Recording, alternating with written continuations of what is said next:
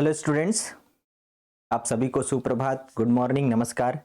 बच्चों, twelfth accountancy में हम क्वेश्चन बैंक के ऑब्जेक्टिव हल कर रहे हैं और उसी कड़ी में आज हम साझेदारी फर्म का पुनर्गठन, जिसके अंतर्गत साझेदार की निवृत्ति और उसकी मृत्यु से रिलेटेड जो क्वेश्चन है वो हम करने वाले हैं।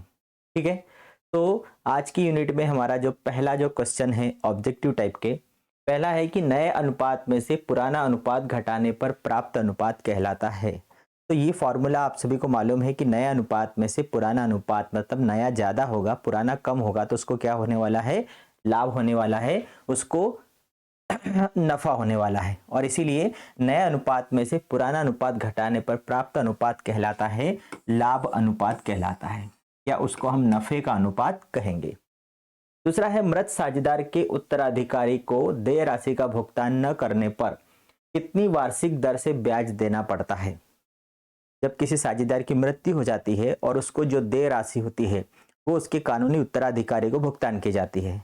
अब यदि फर्म के पास पैसा न हो और फर्म यदि उसको समय पर पैसा नहीं देती है तो उसको 6% वार्षिक की दर से उसके देय राशि पर ब्याज देना पड़ता है। ठीक है, तीसरा क्वेश्चन है साझेदार की निवृत्ति के कारण क्या है। साझेदार के अवकाश ग्रहण या साझेदार की निवृत्ति के अनेक कारण हैं, जिनमें से यहाँ पर 4 कारण दिए हैं। एक तो साझेदार की वृद्धावस्था, तो यदि वह वृद्ध हो गया है तो ये भी उसकी अवकाश ग्रहण का एक कारण है। साझेदार का दिवालिया होना, ये भी उसका एक कारण है।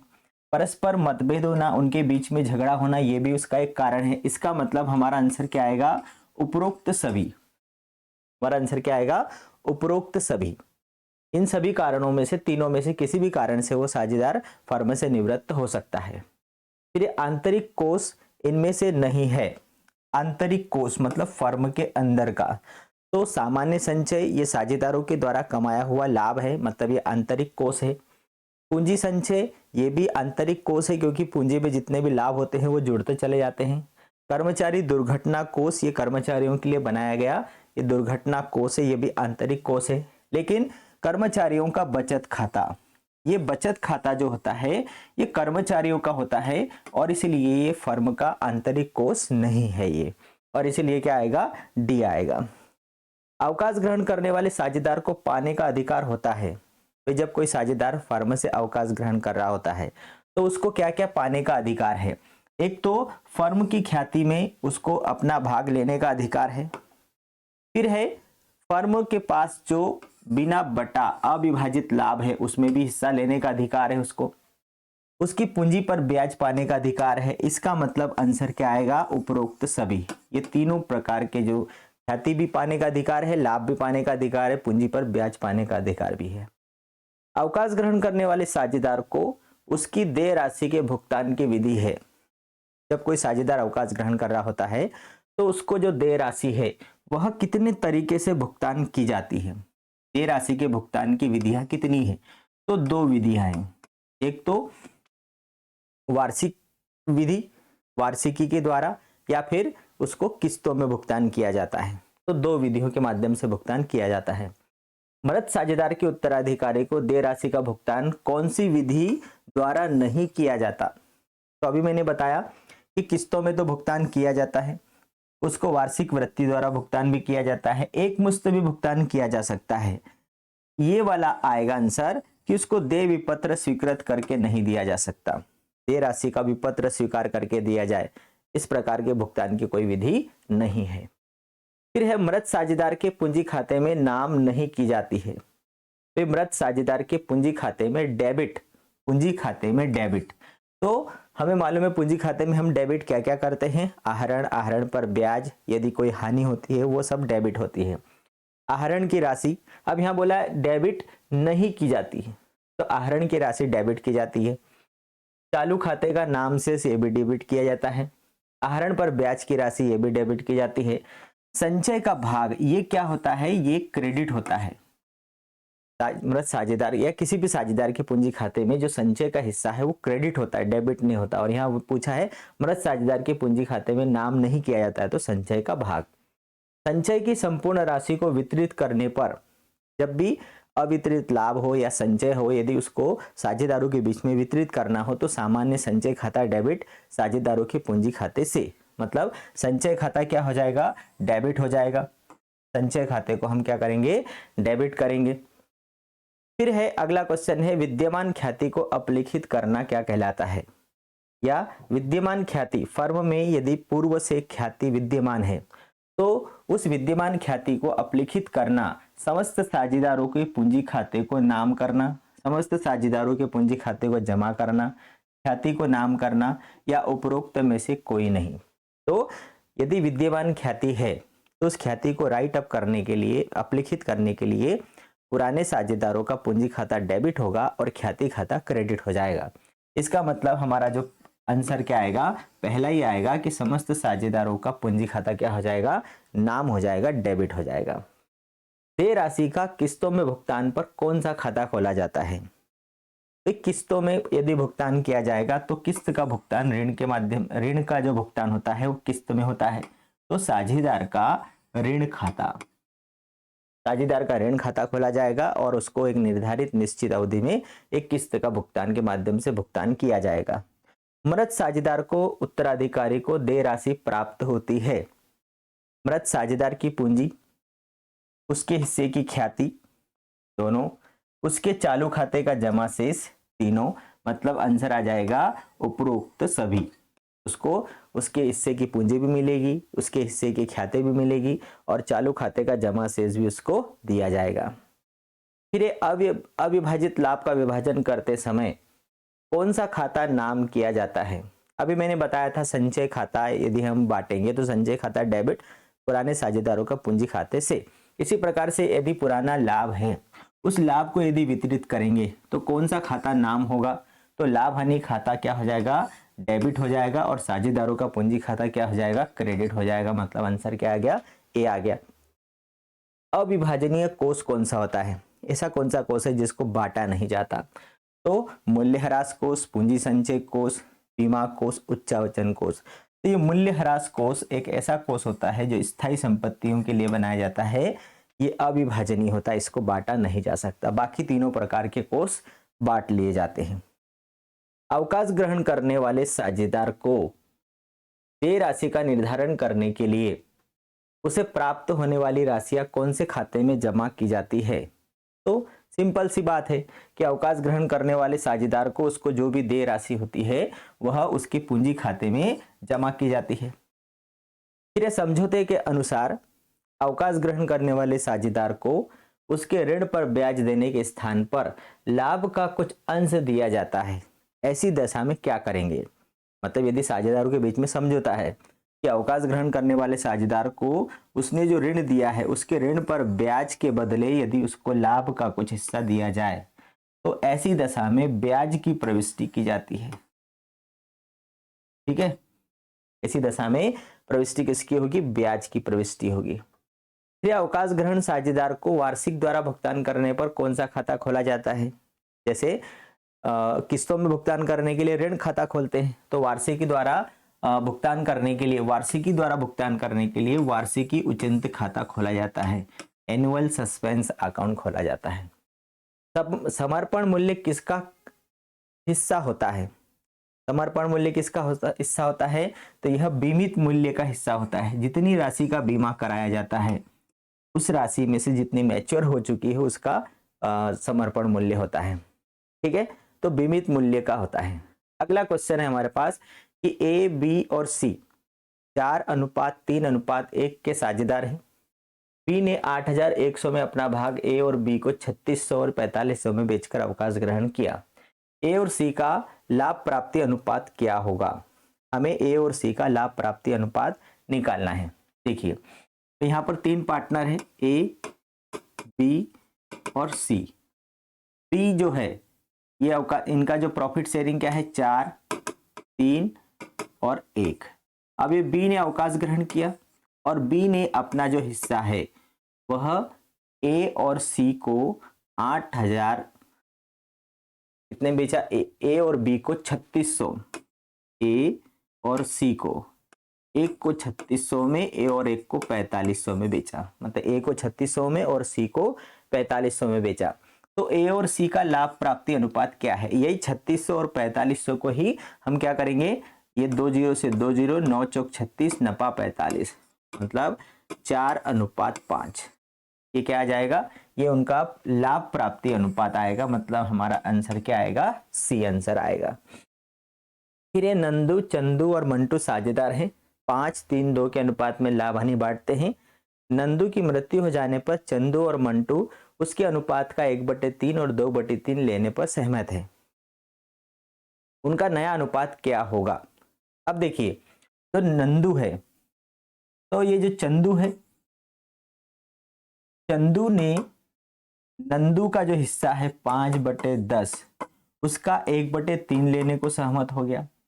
और इसी प्रकार से जो मंटू है वह 5/10 का कितना लेने को सहमत हो गया, 2/3 लेने को सहमत हो गया। अब वो उनका नया अनुपात क्या होगा? तो ये तो पहले प्राप्ति आएगी 5/30 और 10/30। अब चंदू का जो पुराना है उसमें हम उसका प्राप्ति जोड़ देंगे, तो चंदू का पुराना कितना है, 3/10 धन 5/30, कितना हो जाएगा, 30, 10 तिया 30, 3 तिया 9, 14/30। और इसी प्रकार से जो मंटू है उसका पुराना कितना है, 2/10 धन 10/30, तो कितना हो जाएगा, 3 दूनी 6, 16/30। तो 14/16 या 2×7=14, 2×8=16, 7:8। इसमें से जो आंसर क्या आएगा, ए, 7:8। ये उनका क्या होगा, नया अनुपात कहलाएगा। पहले हमने क्या निकाला, पहले हमने प्राप्ति अनुपात निकाला कि ए चंदू ने और मंटू ने कितना प्राप्त किया, और इस प्राप्ति अनुपात को चंदू और मंटू के हिस्से में जोड़ दिया, तो उनका नया हिस्सा आ गया 7:8। तो हमारा आंसर आ गया ए। आगे बढ़ते हम। एक्स, वाई तथा जेड साझेदार हैं जो 1/2, 1/4, 1/4 के अनुपात में लाभ बांटते हैं। वाई के अवकाश ग्रहण करने पर नया अनुपात क्या होगा? अब देखो, पहले तो हम यहां लिखेंगे एक्स, वाई और जेड, और इनका हिस्सा है 1/2, 1/4 और 1/4। इसको यदि आप रेशो में लिखना चाहोगे तो ये आ जाएगा 2, 1 और 1। ये इसका क्या होगा, अनुपात होगा। अब रिटायरमेंट कौन ले रहा है, वाई ले रहा है, मतलब ये जो वाई के अवकाश ग्रहण करने पर एक्स और जेड का नया अनुपात क्या होगा, तो बचा हुआ अनुपात ही उनका क्या होगा, नया अनुपात होगा, 2:1। तो आंसर हमारा क्या आ जाएगा, डी आ जाएगा। ठीक है, तो जब कोई इसके अलावा कोई अतिरिक्त निर्देश न हो तो जो बचा हुआ हिस्सा होता है वही उनका नया अनुपात माना जाता है। क्वेश्चन नंबर नेक्स्ट है, ए बी सी लाभ हानि को 2:3:4 के अनुपात में बांटते हुए साझेदार हैं। ए अवकाश ग्रहण करता है, बी और सी भविष्य में 3:4 के अनुपात में लाभ बांटने हेतु सहमत है। उनका लाभ प्राप्ति अनुपात ज्ञात करना है। अब लाभ प्राप्ति अनुपात देखिए, लाभ प्राप्ति अनुपात बराबर नया ऋण पुराना, क्योंकि नया ज्यादा होगा तभी तो उनको लाभ हुआ है। तो रिटायरमेंट किसने लिया, ए ने लिया है, तो बी बराबर, बी का नया कितना है, 3/7, ऋण पुराना कितना है, 3/9। इसी प्रकार से सी का 4/7, ऋण 4/9। इसको हम हल करेंगे तो 63 आ जाएगा, 9 तिया 27, 7 तिया 21, 6/63। इसी प्रकार से 7 63, तो 9 चौक 36, 7 चौक 28, तो 8/63। तो न्यू रेशो क्या, इनका जो प्राप्ति अनुपात क्या आ गया, 6:8, या 2 तिया 6, 2 चक्कू 8, 6:8 भी बोल सकते हैं, 3:4 भी बोल सकते हैं। मतलब हमारा इनका जो प्राप्ति अनुपात है वो क्या आ गया, 3:4 आ गया। इस प्रकार से नया में से पुराना माइनस करेंगे तो क्या आ जाएगा, प्राप्ति अनुपात मिल जाएगा। ये थे हमारे ऑब्जेक्टिव। अब हम देख लेते हैं रिक्त स्थान। रिक्त स्थानों में सबसे पहले है दिया है जीवन बीमा संचय कोष को खालिस्तान के पूंजी खाते में हस्तांतरित करेंगे। पूंजी खाता किसका होता है, साझेदारों का। ठीक है, तो साझेदारों के पूंजी खाते में हस्तांतरित करेंगे। नफे के अनुपात से शेष साझेदारों के अनुपात में, नफा मतलब लाभ, तो नफे के अनुपात से शेष साझेदारों के अनुपात में क्या होती है, वृद्धि होती है। फिर है अवकाश ग्रहण के समय पुनर्मूल्यांकन से होने वाली हानि सभी साझेदारों के पूंजी खाते के, भाई हानि डेबिट होती है और जो लाभ होता है वह क्रेडिट होता है। फिर साझेदार के अवकाश पर यदि ख्याति खाता खोला गया हो तो उसे अपलिखित करने के लिए शेष साझेदारों के पूंजी खाते खालिस्तान अनुपात में, अब यहां पर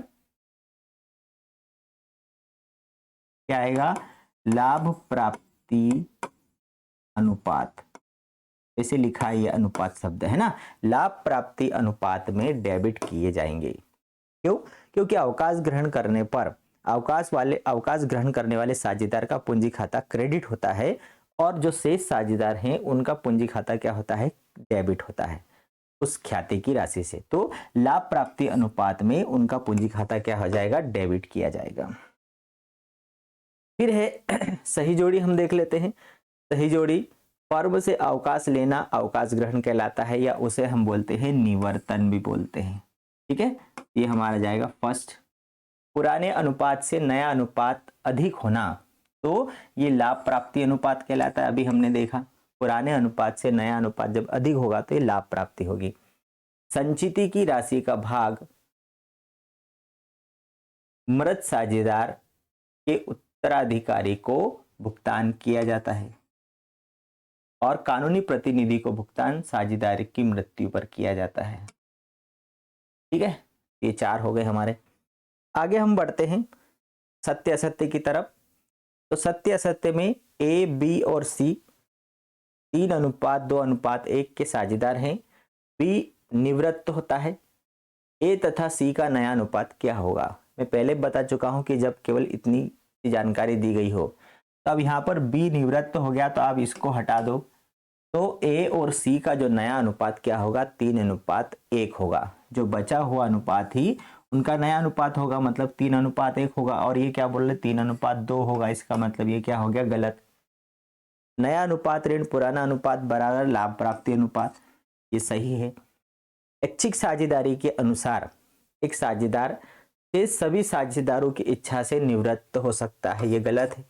तो जब ऐच्छिक साझेदारी है मतलब स्वयं की इच्छा, तो फिर शेष साझेदारों की इच्छा का तो कोई सवाल ही नहीं होता है। जब निवृत्तमान साझेदार को देय राशि वार्षिकी द्वारा चुकाई जाती है तो उसका ऋण खाता रखा जाता है, ये गलत है। तो वार्षिकी द्वारा रखे जाने पर वार्षिकी उच्चंत खाता खोलेंगे, ऋण खाता थोड़े ना खोलेंगे। संयुक्त जीवन बीमा पॉलिसी का समर्पण मूल्य नहीं होता, ये भी गलत है। अभी हमने देखा समर्पण मूल्य बीमित राशि का होता है, आगे हमने ऑब्जेक्टिव में देखा था। ख्याति की राशि पर निवृत्त साझेदार का कोई अधिकार नहीं होता, ये भी गलत है। भाई निवृत्त होने वाले साझेदार को पूंजी, उसके हिस्से की ख्याति, लाभ, संचय सब दिया जाता है। लाभ प्राप्ति अनुपात बराबर नया ऋण पुराना, बिल्कुल राइट है। अभी हमने देखा था ये डबल आ गया, नया ऋण पुराना, लाभ प्राप्ति बराबर नया ऋण पुराना, रिपीट हो गया। अब हम चलते हैं एक वाक्य की ओर। एक वाक्य में सबसे पहला दिया है कि नए और पुराने अनुपात का अंतर क्या कहलाता है, तो नए और पुराने का अंतर लाभ प्राप्ति अनुपात कहलाता है। नए अनुपात में से पुराना अनुपात घटेगा तो वो क्या कहलाएगा, लाभ प्राप्ति अनुपात। दूसरा है जब एक साझेदार अपने को साझेदारी से अलग करता है तो इसे हम अवकाश ग्रहण कहते हैं। इसे क्या कहा जाता है, अवकाश ग्रहण करना। फिर मृत साझेदार की देय राशि का भुगतान किसे किया जाता है, तो यदि कोई साझेदार की मृत्यु हो जाती है तो उसको जो देय राशि है उसके कानूनी उत्तराधिकारी को भुगतान की जाती है। फिर साझेदार की निवृत्ति के समय एक कारण को लिखिए। निवृत्ति का कारण वृद्धावस्था, ठीक है, वृद्धावस्था हो सकता है, आपसी मतभेद हो सकता है, कुछ भी हो सकता है। साझेदार को वार्षिक द्वारा भुगतान करने पर कौन सा खाता खोला जाता है? तो वार्षिकी द्वारा भुगतान करने पर वार्षिकी उचंत खाता, एनुअल सस्पेंस अकाउंट खोला जाता है। कि साझेदार के निवृत्त होने पर हिसाब की कोई एक समस्या, तो कोई सी भी है, लाभ की समस्या है ना, या ब्याज की समस्या, कोई सी भी समस्या लिख सकते हो। बीमित मूल्य किसका होता है? बीमित राशि का बीमित मूल्य होता है, या जितनी राशि का बीमा करवाया जाता है ना, जितनी राशि का बीमा करवाया जाता है, इसको बीमित मूल्य क्या है? मतलब जितनी राशि का बीमा करवाया जाता है। भाई आपने मान लो 5 लाख रुपए का बीमा लिया तो ये बीमित मूल्य कहलाया। समर्पण मूल्य क्या कहलाता है? समर्पण मूल्य का मतलब ये होता है कि जब किसी साझेदार की मृत्यु होती है तो उस समय मैच्योरिटी के ऊपर आपको जितनी राशि प्राप्त होती है, बीमित राशि का हिस्सा जो प्राप्त होता है, ठीक है, मैच्योरिटी पर समर्पण, या फिर इसको हम समर्पण मूल्य क्या बोलेंगे, जैसे बीच में ही आप लोगों ने उसको सरेंडर कर दिया, समर्पण कर दिया। मान लो 10 साल 20 साल का बीमा है और उसके पहले किसी साझेदार की मृत्यु हो जाती है, तो उस समय जो सरेंडर मूल्य होगा, तो बीमित राशि का हिस्सा जो प्राप्त होता है वो क्या कहलाता है? सरेंडर समर्पण मूल्य।